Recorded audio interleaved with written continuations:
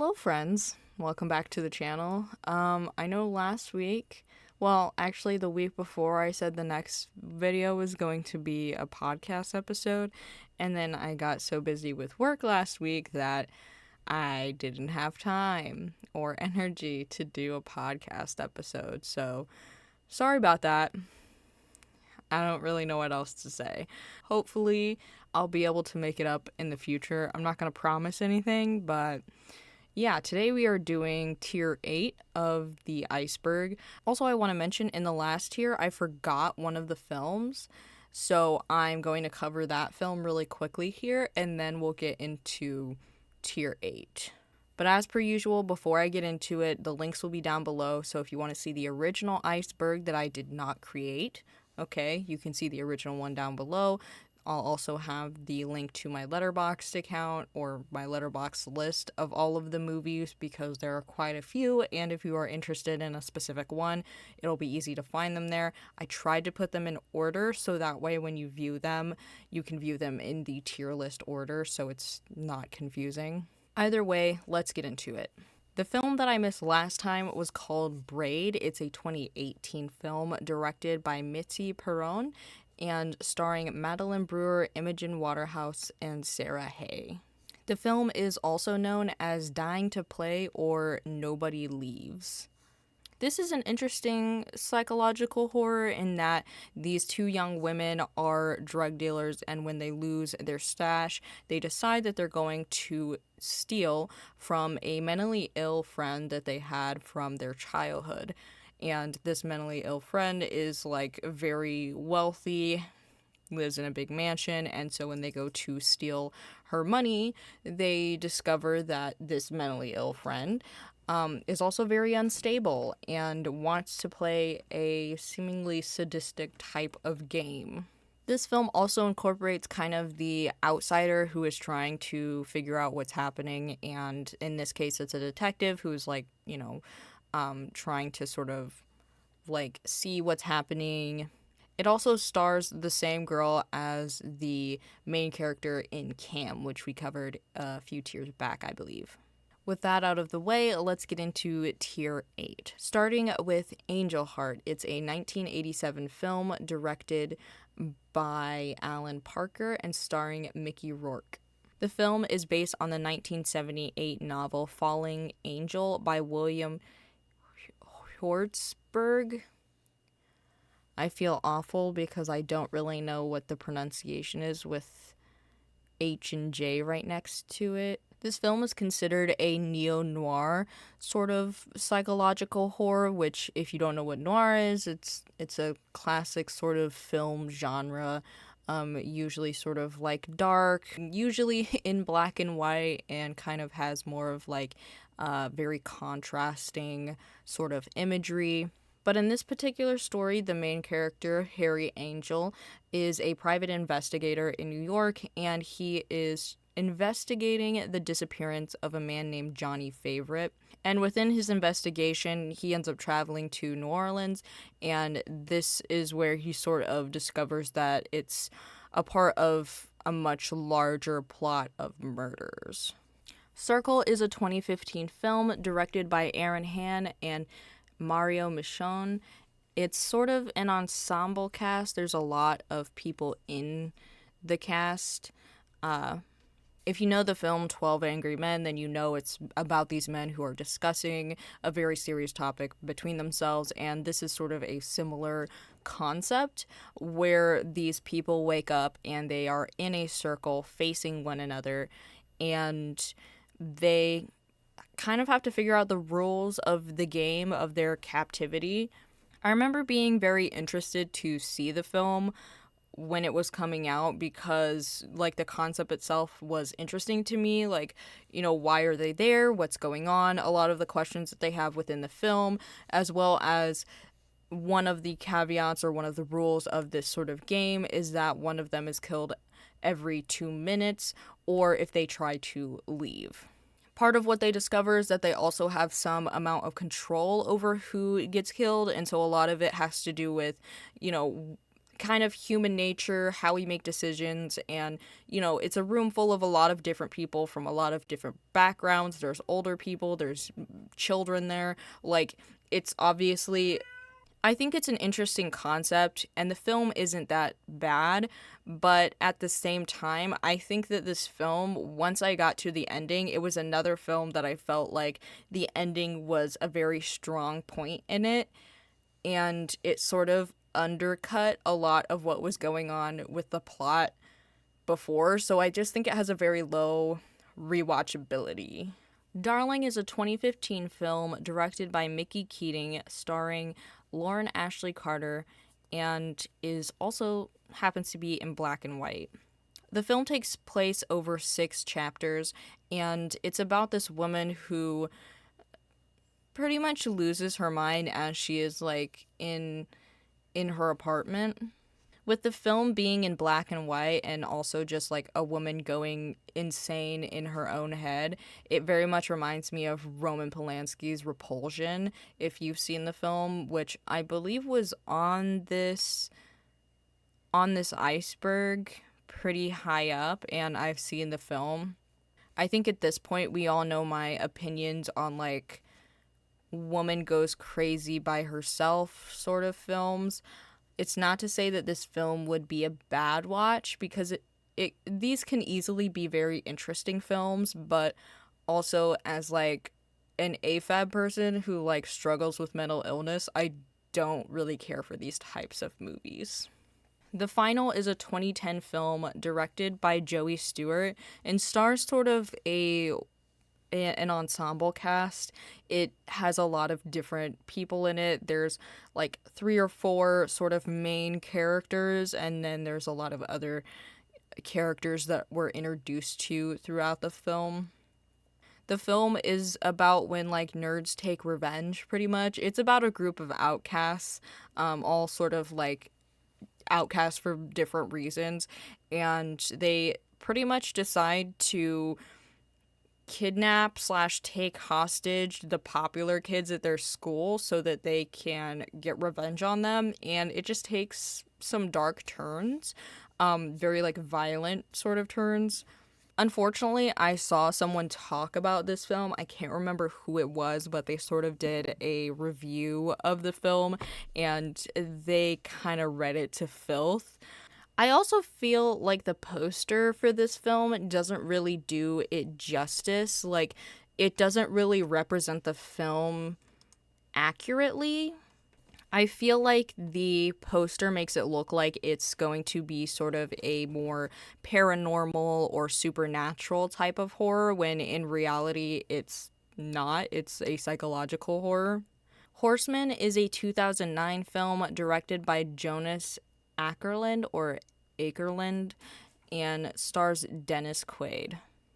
In this film, Dennis Quaid's character is a detective, and he's recently widowed, but he also, in his detective work, finds a connection between a crime scene that has like these human teeth and the message "come and see" painted. He sort of discovers that there's a connection between this murder and some other murders, and that they have something to do with the biblical prophecies of the 4 horsemen of the apocalypse, which is war, famine, conquest, and death. I feel like depending on what you've seen Dennis Quaid in, depends on whether or not you think he's a believable, like, angry detective, just like obsessed with his job kind of thing, because personally I think Dennis Quaid is just like a cutie patootie, so it would be hard for me to take him seriously in a role like this. But if you like this sort of premise, then I think this could be a good film, especially because like it feels very of its time.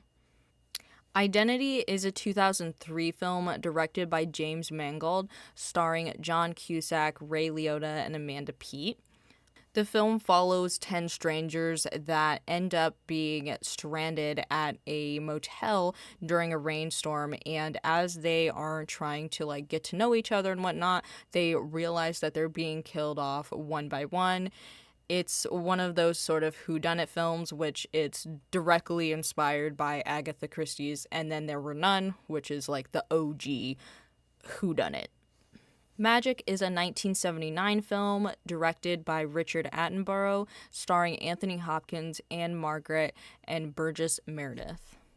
This is another creepy ventriloquist dummy movie. It's based on the book Magic by William Goldman, who also was like helping in writing the screenplay, which I always think is a great idea to have the writer of the thing that you're taking from also work on the project with you, most importantly in the screenwriting. The film follows a man who goes by Corky, and he's sort of in like the performance type of industry because even though he tries to do magic, his mentor suggests that he does something else, and so he ends up doing ventriloquism, and he does this with a dummy named Fats. And when he encounters his high school sweetheart again, trying to like spark up a romance, things don't really go the way that they should. Fats kind of gets involved in a way that is inappropriate for a dummy. And I don't mean like literally, I just mean like Fats is probably alive. Megan is Missing is a 2011 film directed by Michael Goy, starring Amber Perkins and Rachel Quinn. First of all, I want to say like a trigger warning for this film just because like it's known to have some graphic scenes. Not to say that these other films wouldn't, but like this one in particular, I'm also not really sure why this is so far down on the iceberg because this film became popularized a few years ago on TikTok and people were really talking it up. So it's a pretty well-known film. It's sort of in a found footage style. It was like kind of the first of its kind to do the screen found footage where we are just witnessing things through a screen and not necessarily through footage that we physically see somebody else find, if that makes sense. Sort of like the Searching movie. The film follows Megan and Amy, who are best friends in high school, and as they are sort of like documenting their life, you know, like as kids were doing at the time. But when Megan goes missing because she was chatting with these guys online that she decided to meet up with, Amy decides to get involved and tries to push the investigation as well as investigating herself to see where she might be at. The film is also based on real-life cases of child abduction, which, of course, at the height of children or teens getting to have, you know, laptops and computers in their own rooms between, like, the 90s and early 2000s, a lot of children were being abducted because of these online chat rooms and because we just didn't have the, like, internet safety knowledge that we do now. The Neon Demon is a 2016 film directed by Nicholas Winding Refn. It's Refn. I'm not sure how that's pronounced. I'm so sorry. But it stars Elle Fanning. The film follows an aspiring model who moves to LA to be discovered. And as she gets discovered within the industry, she realizes how dark and sinister the industry can be, how manipulative people are, and just how it can like destroy your image of yourself and distort your image of the world. This film sort of reminds me of actually two films that star Natalie Portman, which is, of course, Black Swan, like the OG in this sort of genre, as well as Vox Lux. I think that film is really good. It's one that if you don't like more like psychological horror that's like scary and you like more of a realistic sort of take on things, I think Vox Lux is a really good film in that regard because it is very like, it's more of like a drama, psychological drama, but it's not really scary. The Night is a 2020 film directed by Kourosh Ahari, starring Shahab Hosseini and Neosha Noor. I apologize if I butchered any of those names. The film centers around an Iranian couple who are living in the United States and they end up imprisoned in this LA hotel. I think this is one of those psychological horrors where just weird stuff starts happening, and as they try to put the pieces together, as they try to escape and, get out of this place, there are continuously characters who are popping up to keep them from running, keep them from leaving.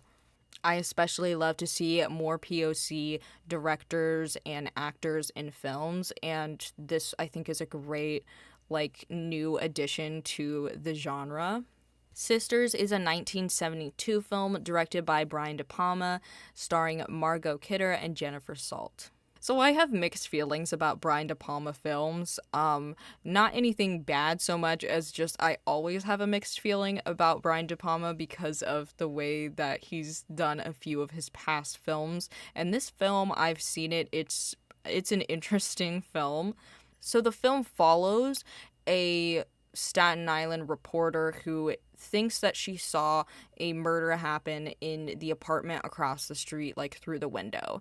And as she is trying to get the police to pay attention to her and investigate, when they go over there, they don't find anything. And we as the audience have already seen that this murder did in fact happen, and the woman in the apartment across the street actually was not the one who killed this man, but that she has a psychotic twin who she used to be conjoined to. The film is inspired by the real-life conjoined twins of Masha and Dasha, and I'm not sure how to say Russian last names, Krivoshlyapova. I thought the film was kind of interesting, but it definitely wasn't my favorite. I think a lot of films before 1990 are kind of slow, so I guess it depends on the person. I also don't think the trailer makes any sense because it doesn't really have the same...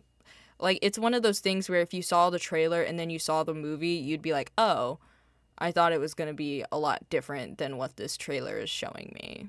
Torment is a 1986 film directed by Samson Aslanian and John Hopkins. It stars Taylor Gilbert, William Witt, and Eve Brenner. This film has often been compared to Halloween, and I think it's because the plot and vibe of it are so similar.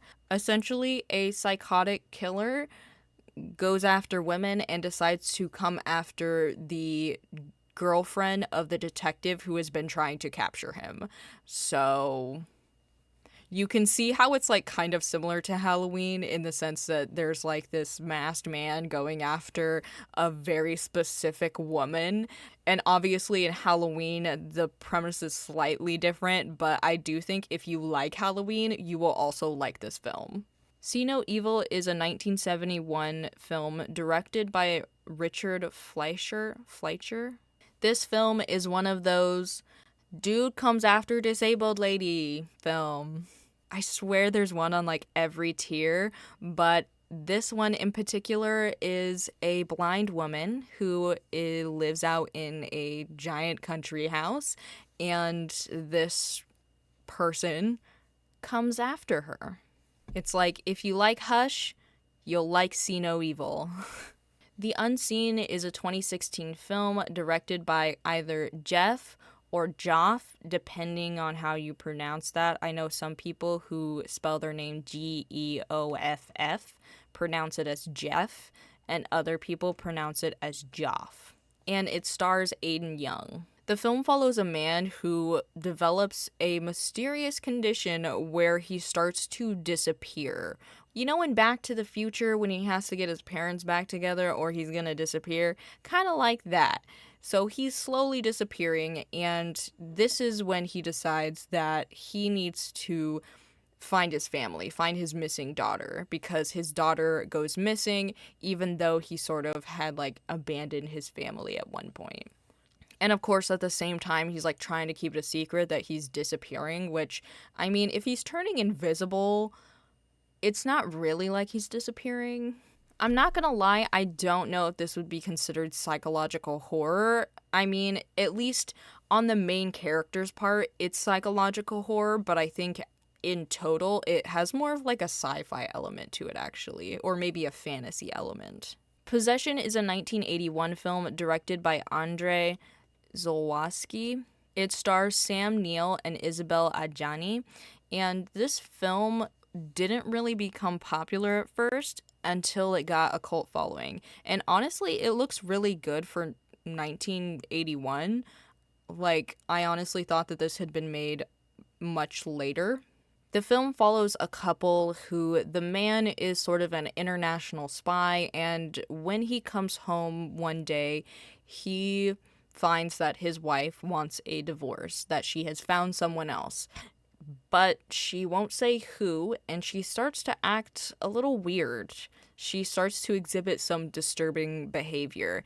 And part of the reason that this film developed a cult following later is because it was considered like so graphic and disturbing that it had to be edited down extremely. This film is definitely one of those films where I really want to see it now that I've heard of it. Paradox, a Rusty Lake film, is a 2018 short film directed by Sean Van Leeuwenhorst. This film is essentially an escape room film. It follows a detective who has to solve puzzles to escape the room that he's in and from an old foe.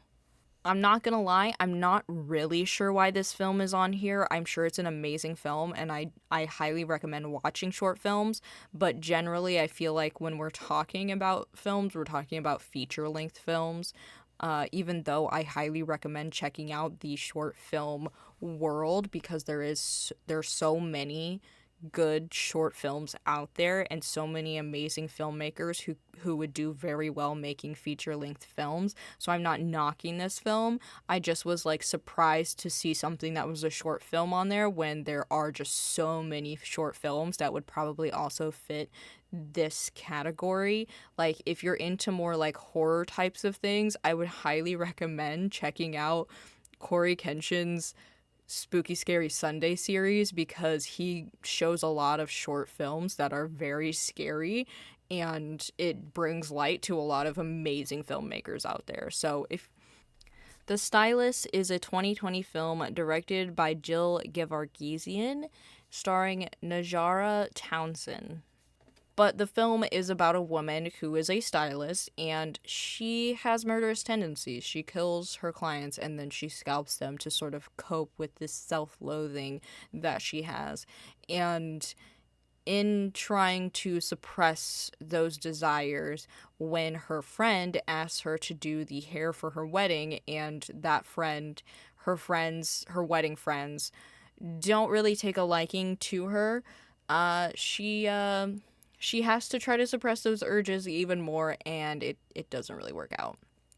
The Twin is a 2022 film directed by Taneli Mustonen and starring Teresa Palmer and Stephen Cree.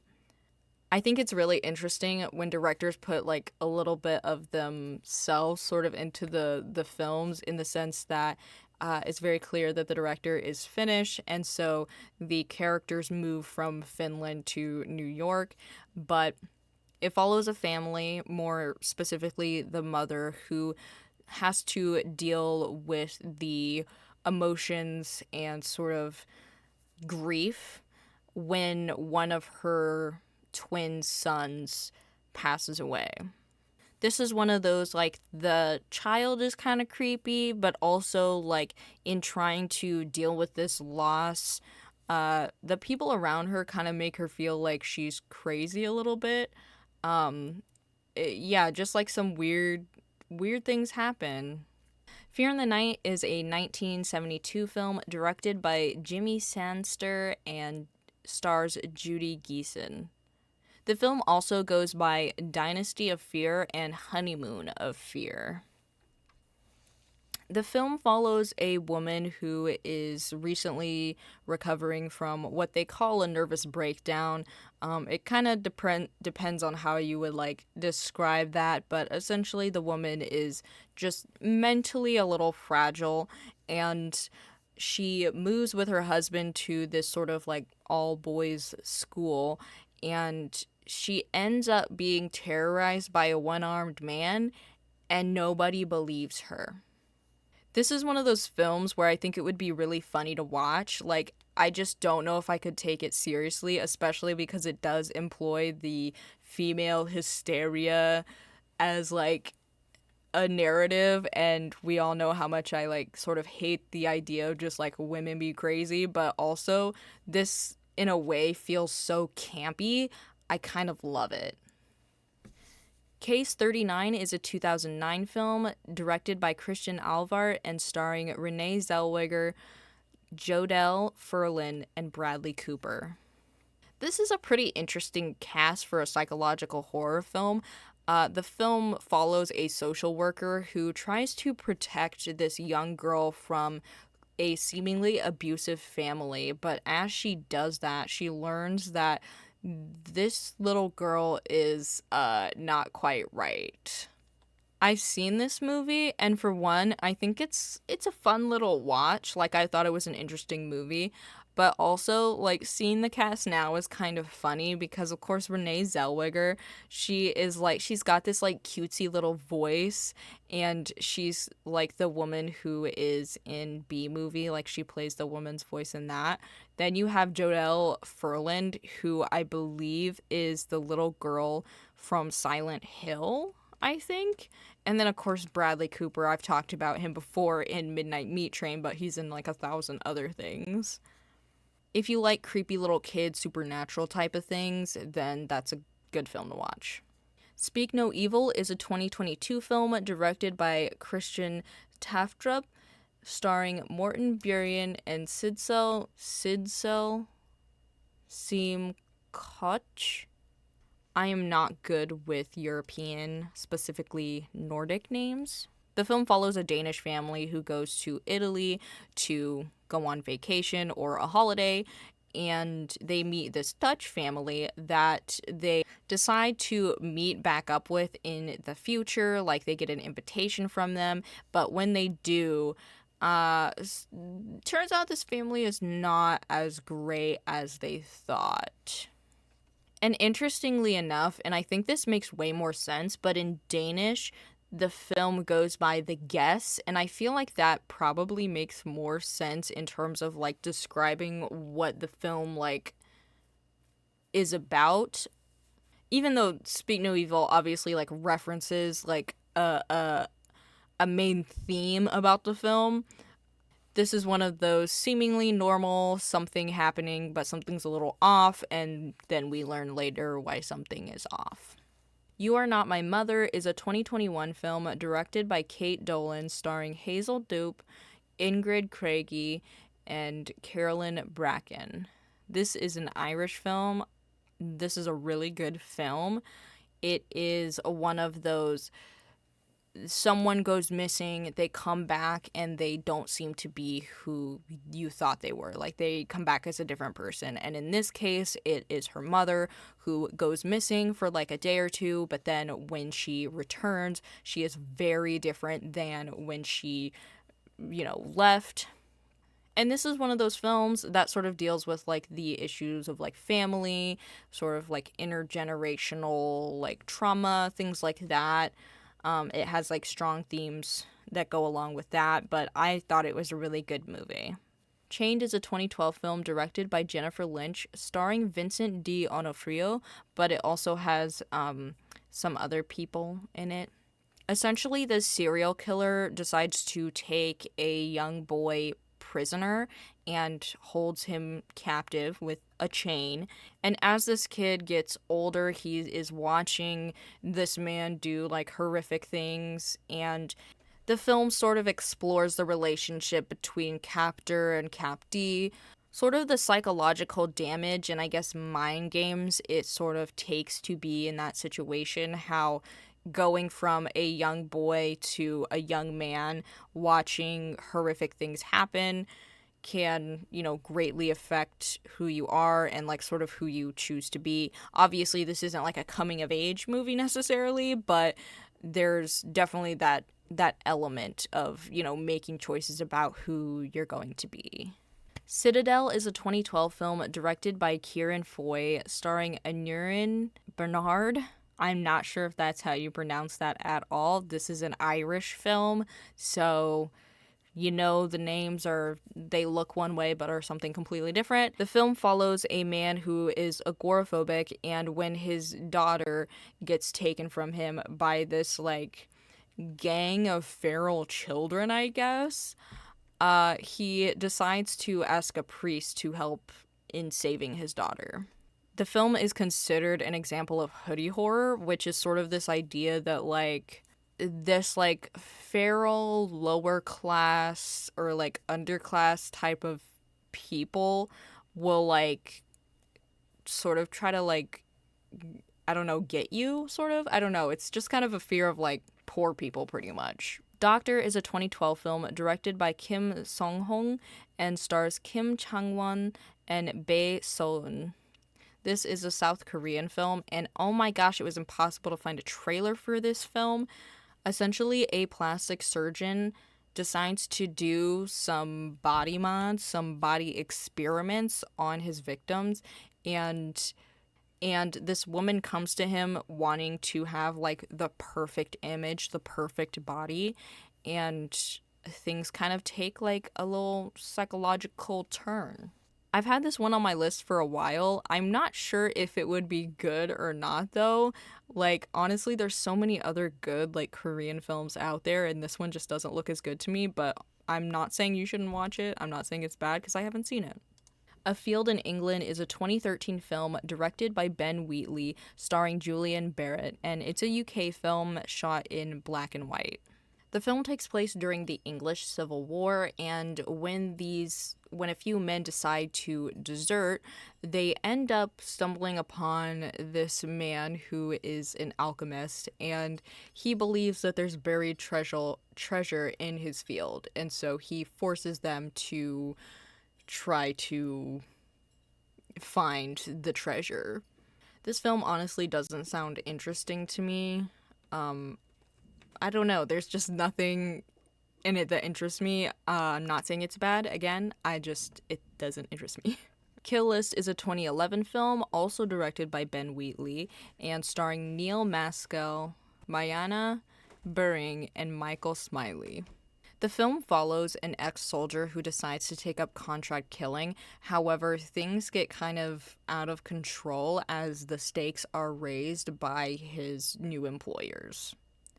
I also want to mention that Amy Jump is another name that is mentioned in both of these films related to the writing and editing and directing of these films. So it seems that Ben Wheatley works very closely with Amy Jump, and I just feel like she deserves some credit here too, because she's also been a part of both of these projects.